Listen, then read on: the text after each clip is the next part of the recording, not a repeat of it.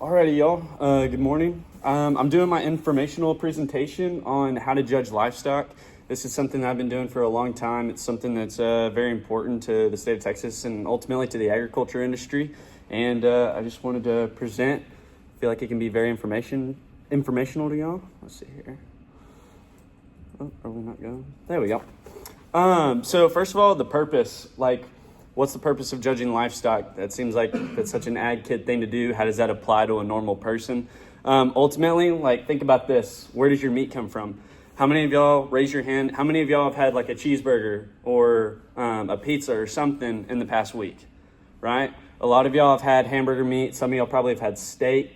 Probably had bacon this morning, something like that. You got to think about, where does your meat come from? Ultimately, how to judge livestock comes into play when selecting your meat. You think about it, you can go to 5-star steakhouses, you're eating prime steak. You're eating the best of the best. There's a whole industry literally surrounding grading meat and the livestock that provides it. It's very important. Another thing to think about, where do your clothes come from? The clothes that you're wearing right now, are they made of wool? Are they made of cotton? Things that play into the agriculture industry. A lot of y'all are wearing wool. Another thing is judging sheep. The grade of the wool that they provide goes into making, whether you're wearing designer clothes or you're wearing, t-shirts that you can buy at Walmart for $10. All of that plays into when judging livestock. That's kind of a larger purpose when you think about why we need to do it.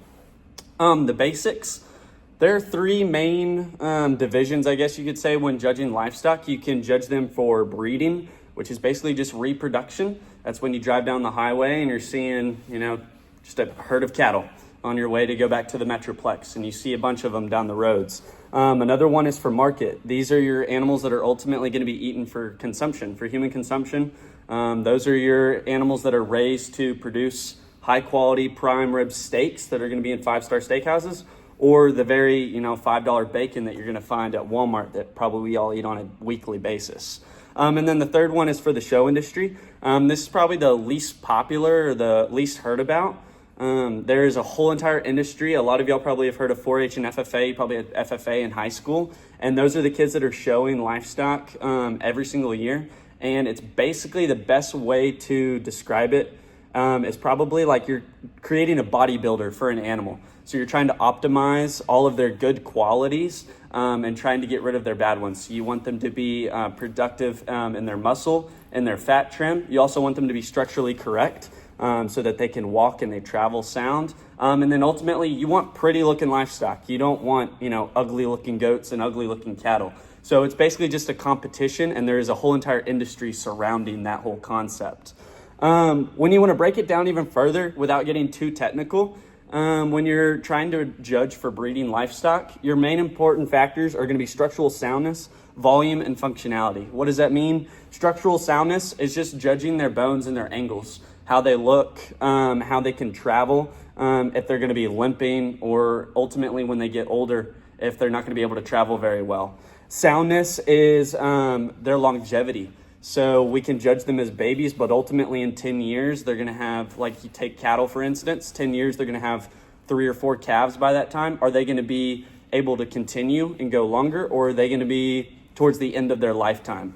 And then ultimately, volume is just, you want large animals. You want large females, because the larger the female is, ultimately the more babies they can have, which ultimately means more money for the agriculture industry.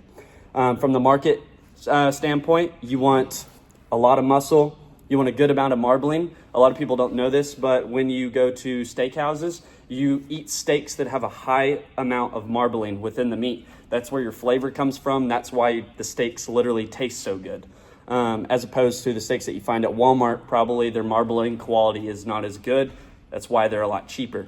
And then ultimately balance and stoutness. So you can see like this goat that I put up on here. This is a prime example.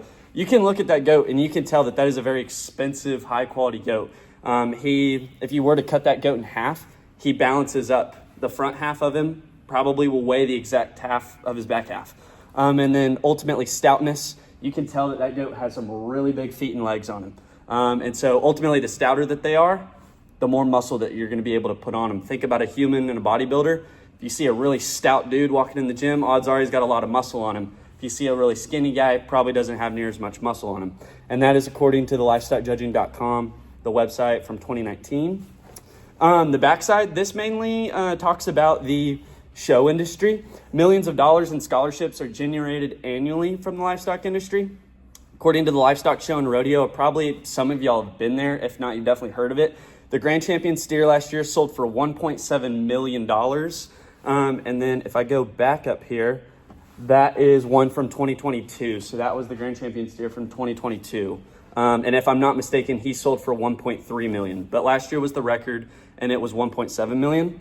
And then a couple years ago, the Grand Champion goat sold for $117,000. So there's a lot of money involved in this.